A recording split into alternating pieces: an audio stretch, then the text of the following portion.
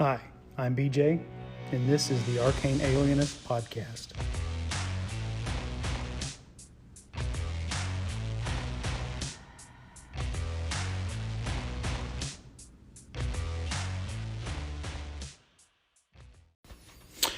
Hey everybody, I've got a recap from the last couple of sessions of my Old School Essentials game in the Mythic world of Erd, and then we're going to we'll finish up with some calls.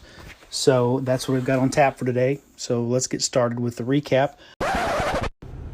Wait, I've got a break in here. I sense a presence, a new presence in the anchor sphere. I got to figure out what it is. Hold on just a second. Let me see if I can tune in and figure out what's going on.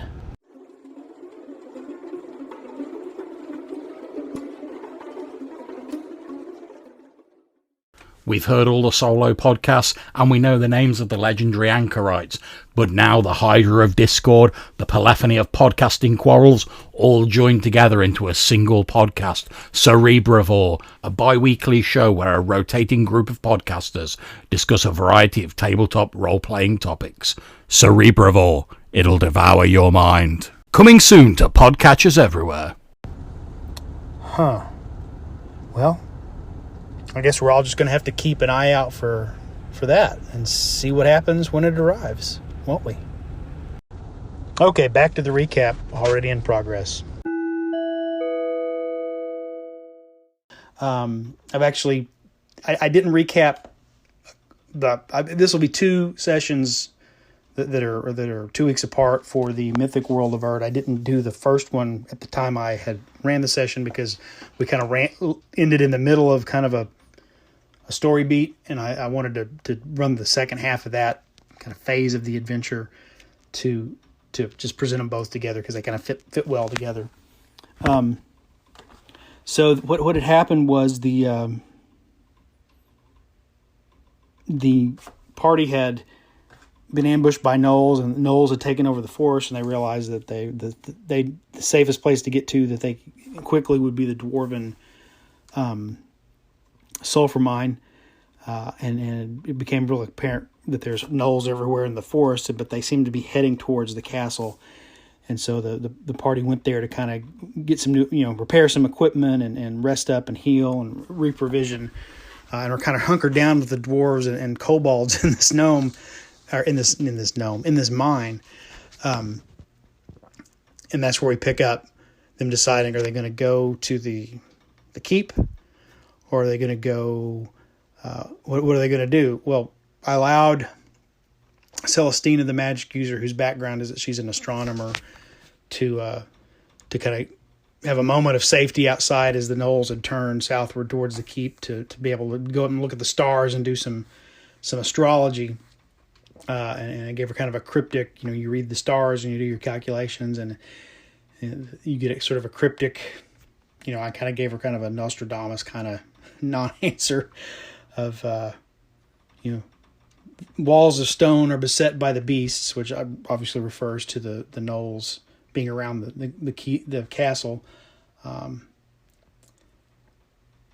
But the way to the powder that burns is clear, I think is what I told her. So they previously had been looking for where the Bugbears have stashed all this gunpowder that the goblins had manufactured. So they were about to investigate. They'd gone into one cave and gotten into a scrap with an owlbear and some oozes, and then come out and were ambushed by gnolls. But there was another cave right there they could see that they wanted to check out, but they were just too beat up to do it.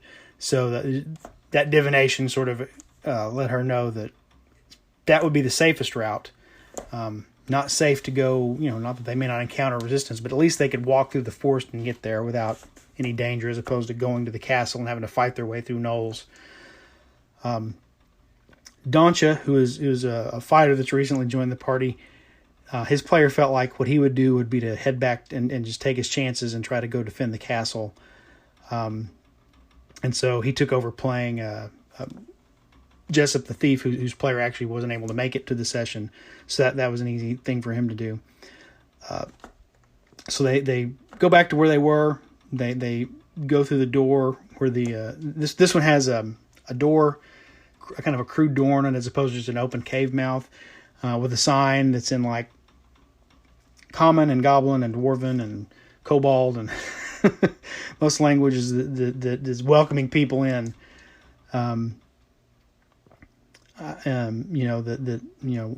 It says I think it says safety, security, and repose for all humanoids who want to enter. And they kind of know this has got to be some kind of trap or some kind of sick joke, so they carefully enter the cave mouth. They don't find anybody there. There's a T intersection where they go left or right, and they just chose to have Jessup the thief and their retainer Hagel, who's a kobold, to creep ahead and scout things out, and then the party kind of comes up behind them. They find a room with 3 bugbears on guard. The bugbears notice them.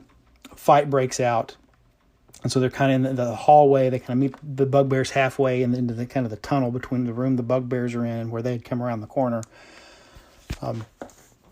And so they're in the midst of this fight, and somebody decides to shoot a gun, and they're in these tunnels, and there's just echoes all the way in every possible direction. So what they didn't know yet was that kind of just not too far away was the room, the kind of the den of where all most of the bugbears in the place are. So some more bugbears come down, and they've got some younger bugbears who are kind of statted out like hobgoblins, because they're, in the mythic world of Erd, goblins after 100 years become a hobgoblin, and then after 100 years more, the hobgoblin becomes a bugbear, and then after 100 years more, the bugbear grows into an ogre. So the idea is they start off small and clever and vicious, and then they kind of get bigger and lazier and dumber the older they get. So they've got some juvenile, but they're not juvenile. They're young bugbears, but they're 200 years old. Anyway, they've got about 10 of those with them, I think. So this mob of bugbears comes up, and now they're pushing in from the other direction. They come, behind the party where they've established positions. We got some fights going on in both directions. They took care of the 3 they were fighting pretty quickly, so that they really didn't have to spend much time being flanked on either side, and then continue to fight back against these other bugbears. And they handled them pretty well. There was very little damage. There was a mishap where Dolly the dwarf threw a black powder bomb and missed, which when I treat it like a splash weapon. When it misses, you roll a d12, and then it goes 5 feet in the direction, and treat the result of a d12 as a clock face. It goes 5 feet in that direction and goes off anyway. So it fell short of the place she was trying to hit it. So it did manage to do a few points of damage to one of the bugbears in kind of their front rank, but it also, I think, did a point or two of damage to one of the party as well. But they did overcome the bugbears without a whole lot of damage or anything.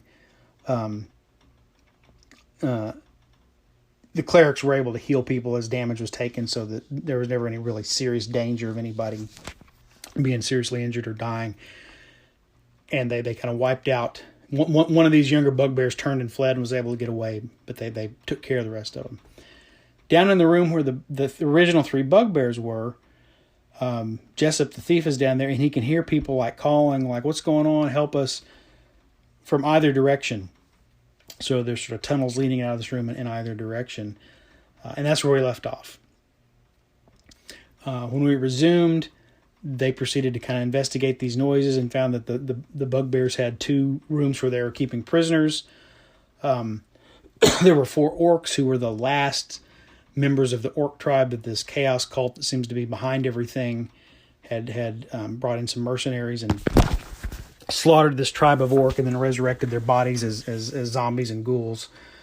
But these are the last 4 living orcs from this tribe. So of course they're willing to help the party pay back to these bugbears who have been complicit in all this stuff. There are 3 kobolds from Hagel's tribe in there as well. There were 4 humans, 2 merchants, a couple who were a married couple who were merchants, but 2 of their guards that had been escorting them when they had been kidnapped down the tradeway. 2 gnolls, which they decided to leave chained up because gnolls they've had problems with gnolls, and even though the gnolls are begging them and telling them that, "Oh no, we'll help you. Don't just let us go and we'll help you." They don't trust them, because gnolls are basically mutated animals that are possessed by demons. So they're not going to trust them. There's another large human, a berserker type of human. And then there's a huge bugbear who says his name is Hugs. And Huggz, Hugs, who was the lead bugbear. This was his group of bugbears. But when everything started going south, the goblins and the hobgoblins got pretty much ran out. Most of them killed. The remainders ran out of the forest by the party. What they had learned with a previous encounter with bugbears is that the Troll King had sent an actual troll to kind of put them back on track and see that they finished their mission, which has to do with, stockpiling this gunpowder for some reason. So he's upset. He says, I'll help because this guy came in and, it was the goblins and the hobgoblins that screwed everything up. I was doing my job, but I got thrown in here and shackled as punishment because, I don't know, because I was in charge of the bugbears and he just took over. So, yeah, I'm happy to go help you guys off this guy. One thing they notice is that all the shackles in here are made of bronze, again, reflecting the fact that the goblins are fey-like creatures, the goblin kind, and then the touch of iron is not it's something they abhor, that it's kind of noxious to them, so they use bronze tools and weapons. Anyway, so now we've got, which is already a fairly large party. We're talking about 7 PCs, 3 retainers, and now they've got 4 orcs and 3 kobolds and 3 human warriors and a bugbear that have agreed to kind of help them charge the assault on this troll and the remaining bugbears that are now working for him. And then the 2 merchants agree to kind of hang back in the back and just bear torches. They can't fight, but they'll hold torches since the party is mostly human. So they go down and make their way back the way that they chase after where they saw this young bugbear flee to, and they get to another kind of intersection and can tell. They kind of tell where he went because there's immediately an empty room and then a hallway that kind of veers off to the right. But this hallway is lined with barrels of gunpowder. Kind of arranged in such a way that you can't just walk straight between them. You got to weave through in kind of a Z pattern to get to the other side. And they sit around thinking for a minute, like, well, what are we going to do? Well, who's going to go first? Well,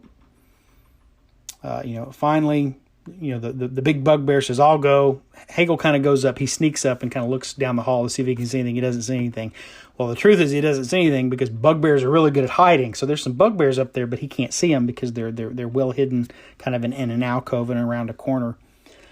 So the Hugs, the bugbear, comes up with him. Roderick, who is the paladin, who Hagel is his retainer, comes up. The party starts to pick their way up. But before anybody can get more than a couple of feet past the last couple of barrels, I was like, okay, let's roll for surprise. And now we'll roll for initiative. And basically the hidden bugbears are up there with their own arquebuses. And nobody thought to ask, but I think an arquebus is going to have an iron barrel and mechanism, but they've wrapped them in cloth for anybody that would want to know, so that they don't have to touch the iron directly. And they start shooting the gunpowder barrel. So they first 2 miss, but a third one hits a barrel of gunpowder. And how I did this was, if you hit the barrel of gunpowder with a gunfire, it explodes, and it does. It's kind of like a fireball, a mini fireball. So I think it kills a couple of the orcs, and it damages some of the other people, but nothing too bad. But if a barrel of powder goes off, every adjacent barrel of powder, you roll a d6, and on a 1 or 2, because that's kind of the rules for starting a fire with a tinderbox, will go off. So this barrel was adjacent to 2 other barrels. One of them didn't go off, but one of them did.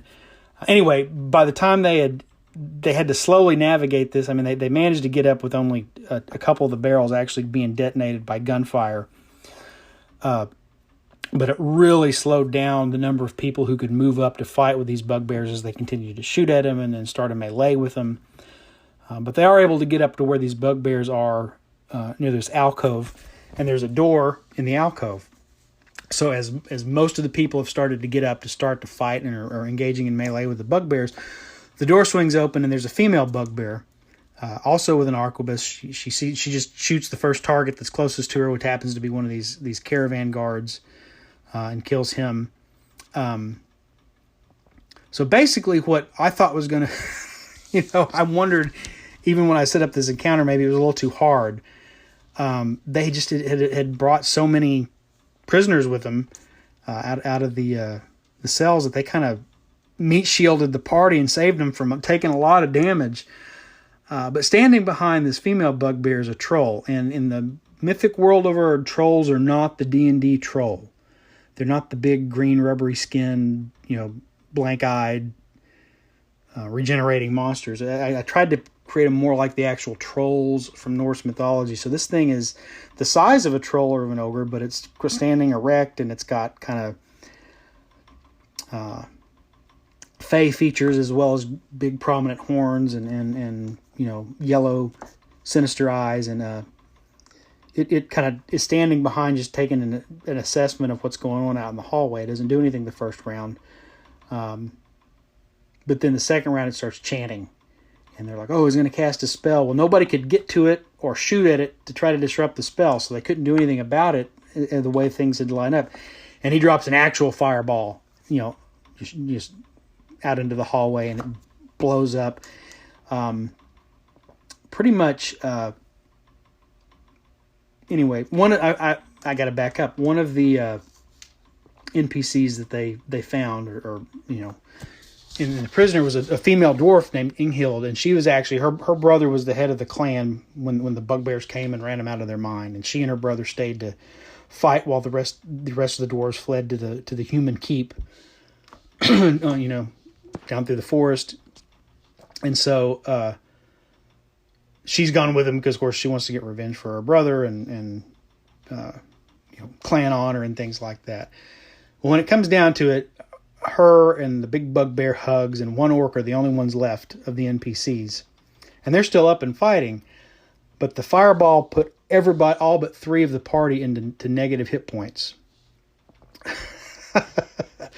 So Roderick, the paladin, he's got 1 hit point left.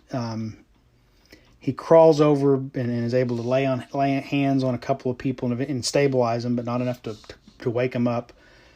Jessup, the thief, who is one of the other ones who's still up, manages to get to the clerics and help revive them and get them back on their feet so they can start to stabilize and then heal other people.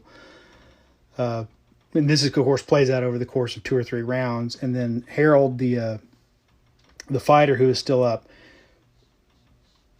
joins with Hugs the Bugbear and this last orc and trying to get into the room.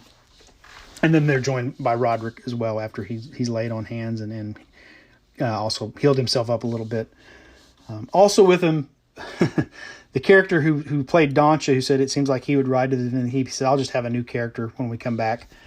So in between the 2 sessions, he had made a character, an elf, that was also among the prisoners. And I failed to mention him because he basically went down before he could do anything in the fireball blast and really show off. But what he is, because we're starting to move some of the old school advanced rules in, is he's actually a kineticist, which is, it's not really a monk and it's not really a psionicist. It's got some powers that function kind of like spell-like abilities, but it's almost kind of like a Jedi, but not like overpowered like a Jedi. So we'll be interested to see next time what he can do. But for this time, he went down and they just had to stabilize him. He went into negative hit points and they were able to stabilize him so he didn't bleed out, but they didn't get him back up above 0 so he could wake up and do anything.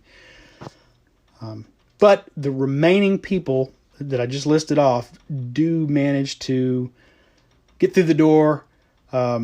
There's a moment where there's some dialogue from Hugs that identifies the female Bugbear as his mate. Kisses, Kizzes. So yes, Hugs and Kisses. That was the dad joke for the session. But she's betrayed him and didn't side with him when this troll showed up to take over. So they fight their way past her. The troll makes a couple of melee attacks with his huge club, and then or more like a huge mace, and then he casts mirror image on himself, so they have to get rid of his duplicates before they can actually hit him for real.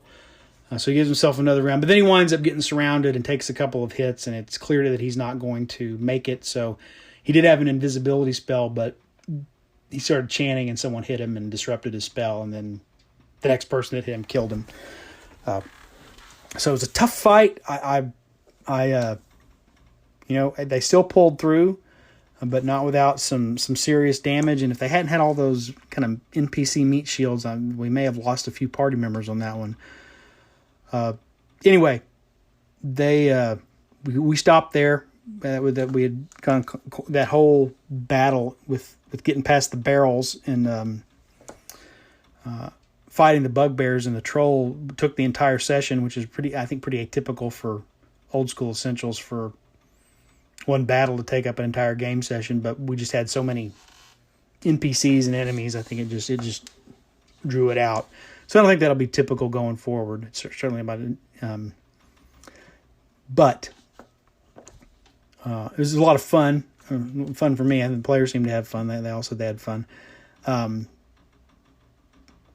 that's kind of where we wrapped up. They're going to let me know before the next session what their next plan of action are. They can either go back and they've obviously got to go rest for a few days and benefit from some healing. So they can go back to the dwarves. They know that's safe. They can risk going to the castle and seeing if the gnolls are still laying siege to it. Or they can hang out here in this cave and just heal up. And I told them, what the merchants say, they'll take all the loot you guys found after you search the rooms when you defeated all the Bugbears. They'll take it and hold it for you. Or if they can get to the keep, they'll even, cash it in and liquidate it and put the money in the bank for you. So you can come claim it. But you guys tell me what you want to do. They haven't told me yet, so we'll know next time where we're going to start off. Anyway, that's the update for Old School Essentials.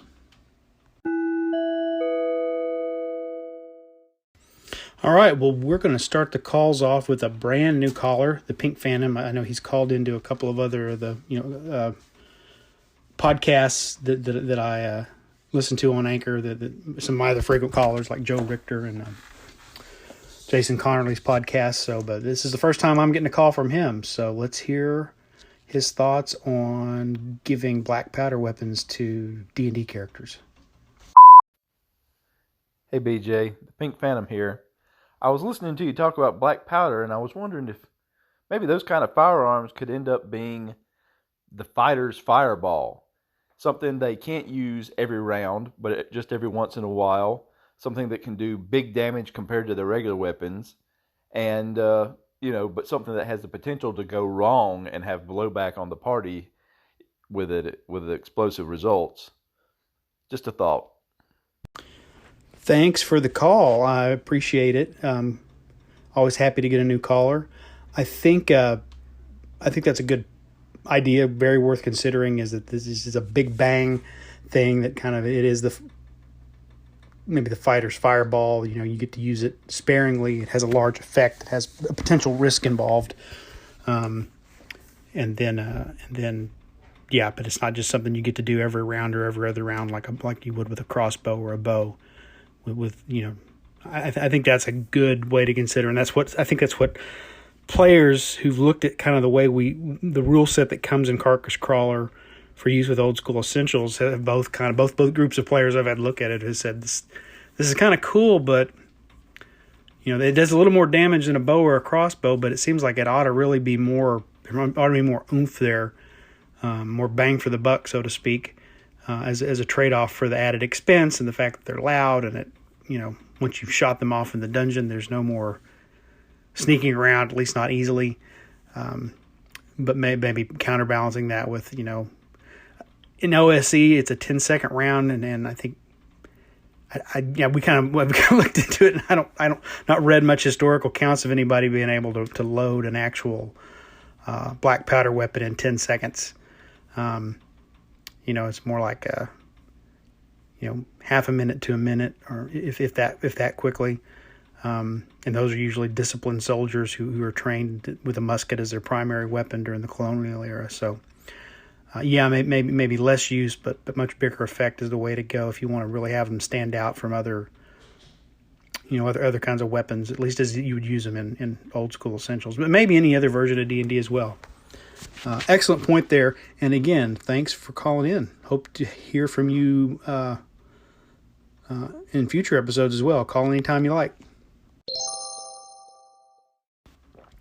And now we've got some calls from Jason Connerly of the Nerds RPG Variety Cast regarding the use of hirelings and henchmen. Hey, BJ, Jason here. Thank you for continuing to do the recaps. I haven't done very many recaps lately over my show, so I appreciate you're doing them over here. Doing a great job doing those. As far as henchmen go in games, I really like henchmen hirelings. I really enjoy them. Carl's used them in most of the games I've played with him.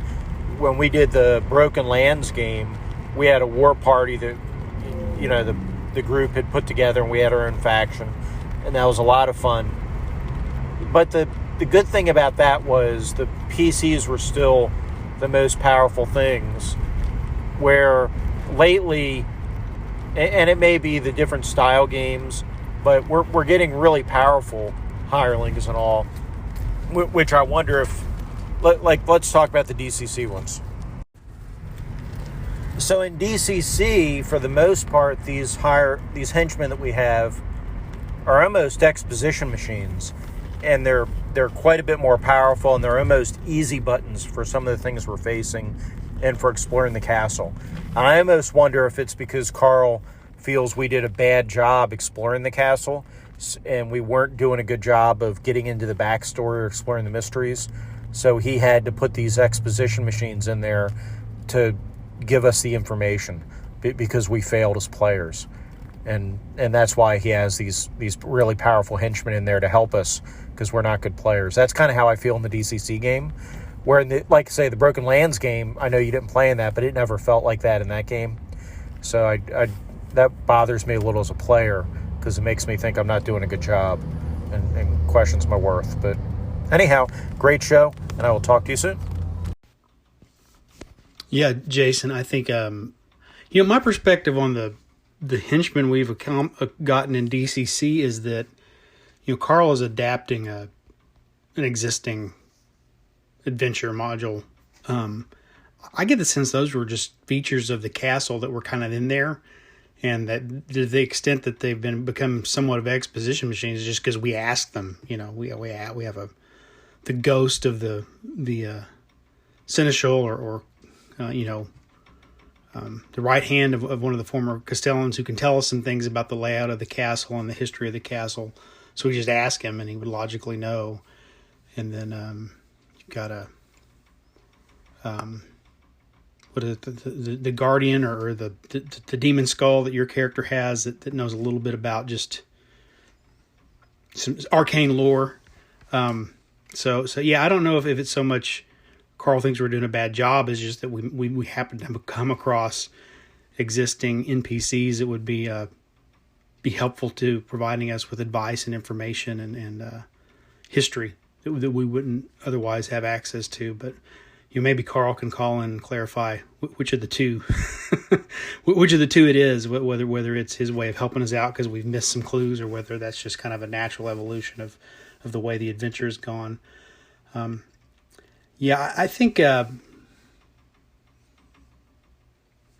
generally, when you've got a small party, which is 2 or 3, maybe 4 players, henchmen and hirelings are a good thing. I think when you've got a large party, where you've got 7 or 8 people already playing, that they start to, at least full on retainers or henchmen that are, basically statted as player characters and have a level and all that stuff, can kind of bulk up the party and bog things down, versus when you've just got, this is Bob and he's one of our spearmen, and this is Harry and he carries the torch, and we have 2 crossbowmen and then they're just kind of low level, extra attacks, things like that. That's a little different when you're just talking about kind of hireling mercenaries who don't have much of a personality or motivation other than to get paid. Versus henchmen, which are kind of more fleshed out NPCs. But yeah, so I think that crowds the table a little more because they've got more options that they can do, and you got to level them up and keep track of their XP and things like that. But at the same time, just hirelings that stay as sort of 0 level, 1 level characters, by the time you start taking on bigger challenges, they're just cannon fodder, and you're always having to replace them. If you get a reputation of getting all your hirelings and mercenaries killed, you're going to have a harder time hiring people in the future. So there's probably a good balance in there of when it's too much and when it's not enough, and when it's just right. And it probably varies from game to game and game system to game system and campaign to campaign. But I think you're making some excellent points there about the use of hirelings, henchmen, and retainers. So thanks for that call. And we've got we got something else from Jason. Let's see what he has to say. Oh, as an addendum, I also wonder how. I'm really curious to see because you're talking about really spinning up 2 separate Temple Elemental Evil campaigns, and obviously you're going to tweak them a little bit, and things are going to differ for the 2 different groups because the different groups are going to do different things. But I wonder how that's going to play into your recaps, if you're going to if they're going to be different enough that it's not going to matter, or if you're worried that if one group gets ahead of the other, spoilers are going to come out for one side or the other potentially. I wonder, and obviously you can't openly talk about how different the 2 campaigns are going to be, but I wonder if you've given thought to that. So I am curious to see how that shakes out as well. Yeah, I think what I'm going to do is slow down on the frequency of recaps for now on those 2 as they get launched, because I think they'll be launching maybe back to back, on on separate separate days or within a week of each other. I've got to look at my calendar to know for sure.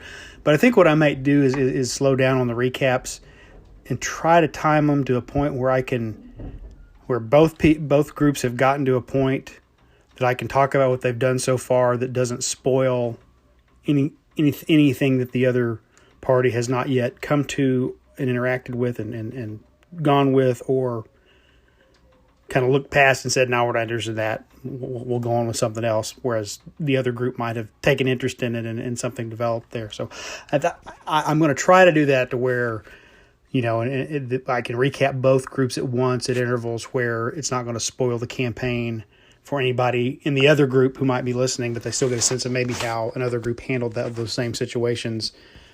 So one, we can see how the different game systems, 5th edition D&D and Old School Essentials, handle the adventure, but we can also just see how different groups of people, based on the choices they make, might create different outcomes narratively that could have been very similar or may become very different depending on what they do.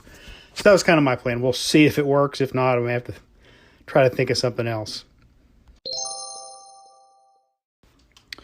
Now we have a call from Carl Rodriguez of the Geomologist Presents, talking about high-level play in 5th edition D&D in response to my last recap of Storm King's Thunder. So take it away, Carl. All right, I haven't listened to your whole show, but I had to call in before I forget, because that's what happens when you get older.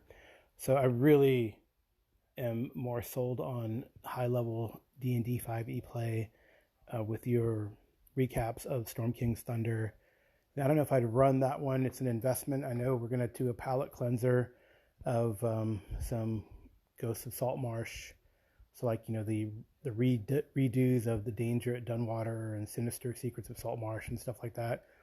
We'll probably do Sinister Secrets. But it makes me want to dive into Yawning Portal and then have the players make high-level 5e characters and do Against the Giants or something, or Barrier Peak, not Barrier Peaks, the other one, White Plume Mountain. Or, Goodman Games did Barrier Peaks. Maybe I should do that one. But anyway, thanks for those. It's inspiring to hear that crazy high level of play that is still dangerous. Hey, Carl. Yeah, these are 9th level characters. For the last few sessions I've described, I think they'll be 10th level for the big finale coming up later this week.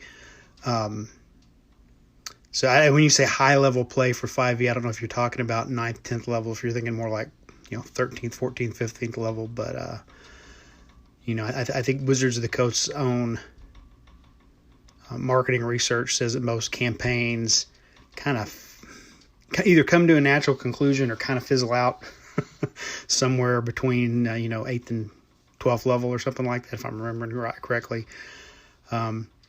It does create a fundamentally different game once you get kind of into the second tier of play, which can be a lot of fun, but it's a challenge on the DM to make sure you do something that's dangerous and deadly and still keeps the players on their toes. Because I noticed right before I started up in the challenge rating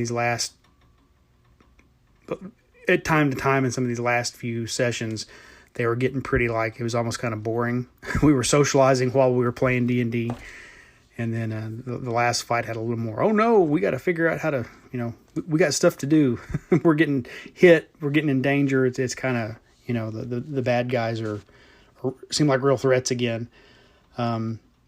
So I think I've learned some lessons about how to run 5e from doing this that I'd probably not really thought about before finally having characters at this level and seeing the effects of them having that much power.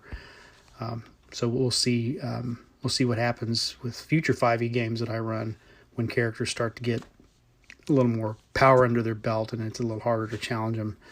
And I think I've learned that you just got to ratchet up the aggression and the power, the strength of the enemies you throw at them. So, but good luck with the Ghost of Saltmarsh. That's a good.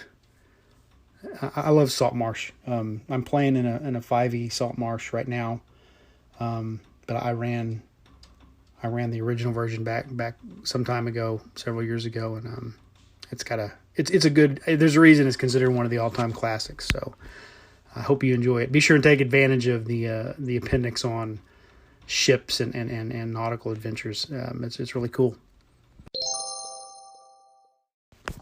And finally, here's a series of calls, one from Jason, and then we've also got Daniel Norton of the Bandits Keep podcast and Colin Green of Spike Pit.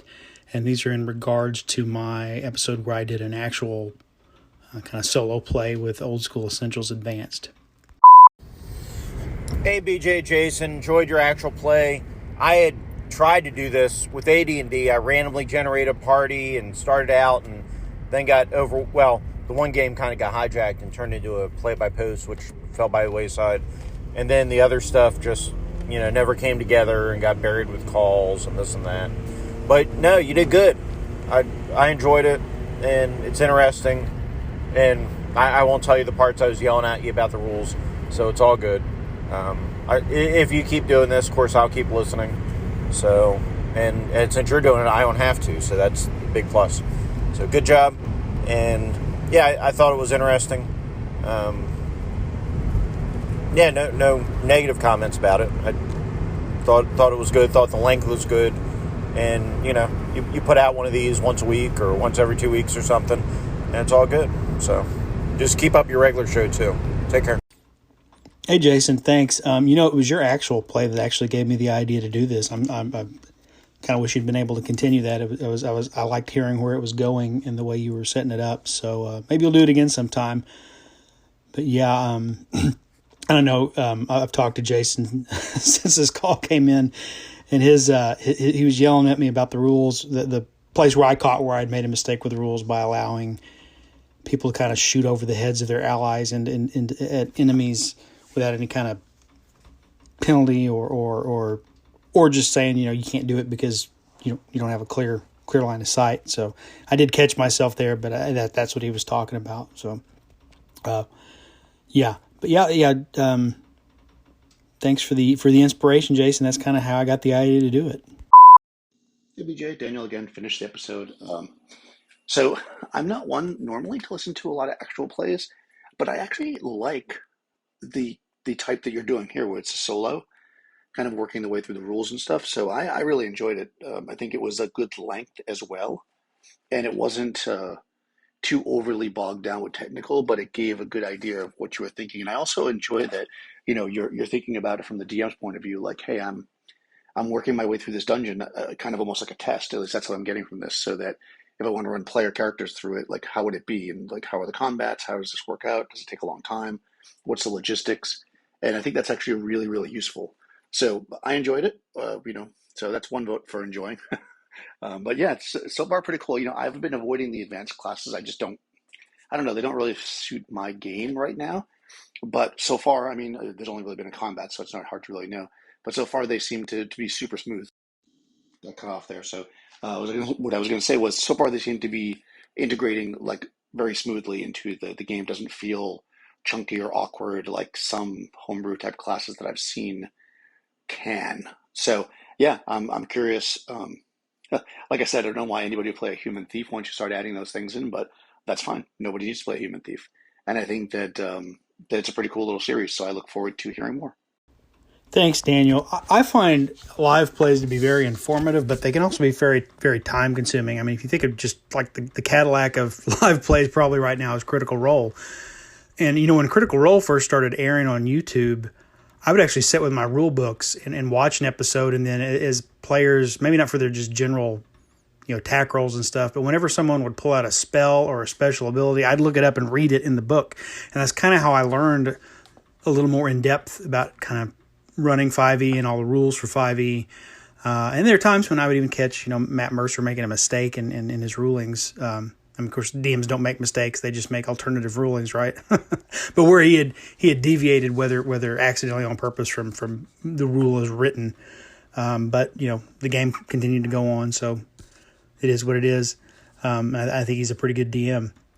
But man, committing 3 hours a week to follow somebody's actual play ongoing, or just 3 hours here or there to watch just one session of somebody playing a game you want to learn about, it can be pretty taxing. So I thought that's where I thought maybe I'll just keep these at 20 to 30 minutes, and if for as long as people are interested, and we'll keep going for a little while.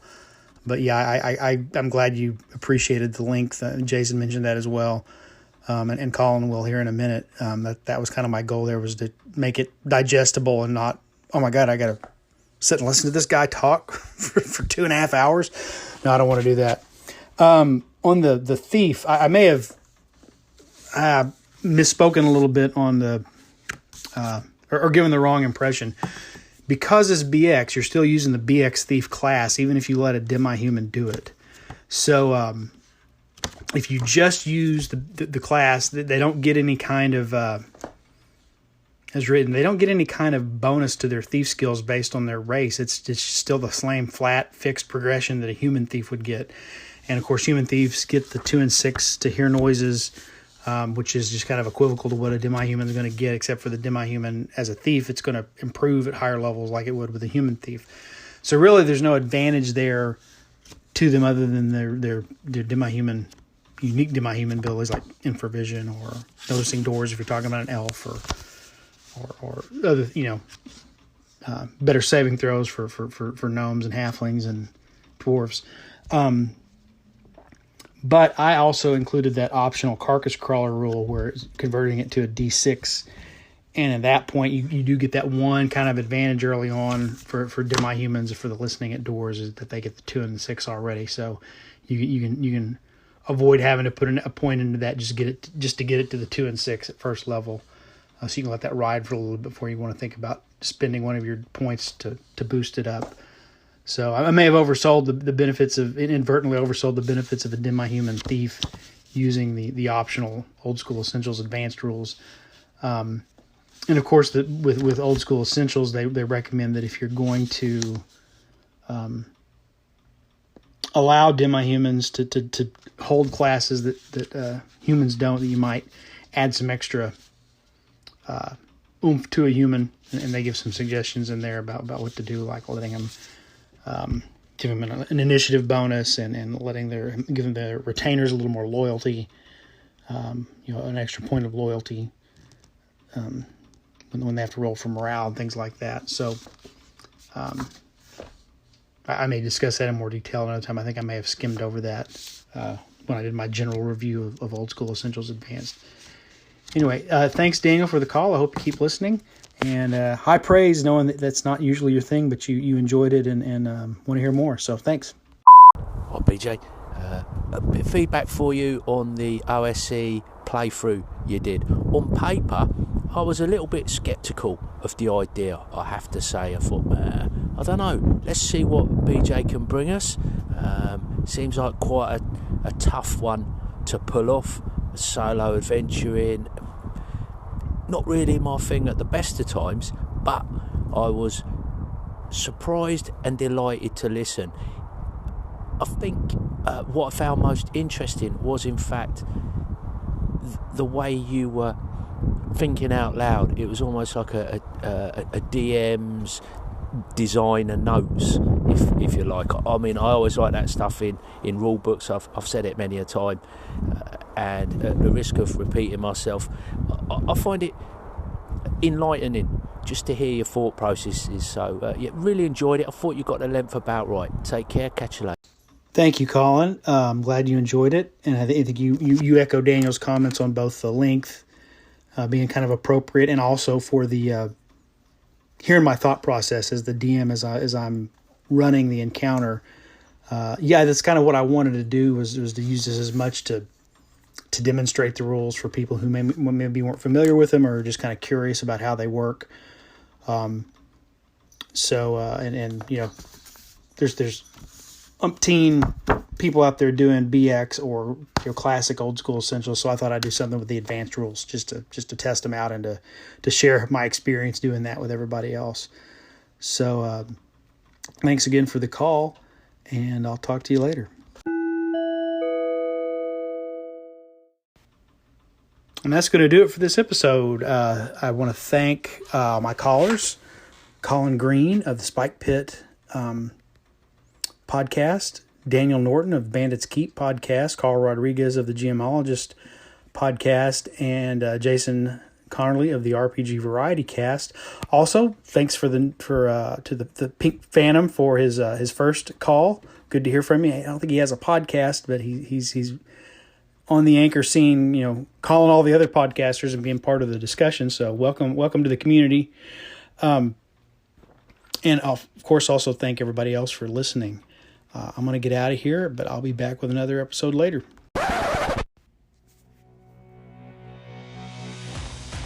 Thanks for listening to the Arcane Alienist podcast. The music you're hearing is Come and Get It by Scott Holmes Music. The cover art I use for the episodes is by Dave Bone. Be sure and check out his website, ironseer.com, for a lot of other great gaming-related content. You can always leave me a voice message through the Anchor app or at the Anchor website, or you can email me at arcane.alienist@gmail.com. Once again, I appreciate you listening. Thanks so much.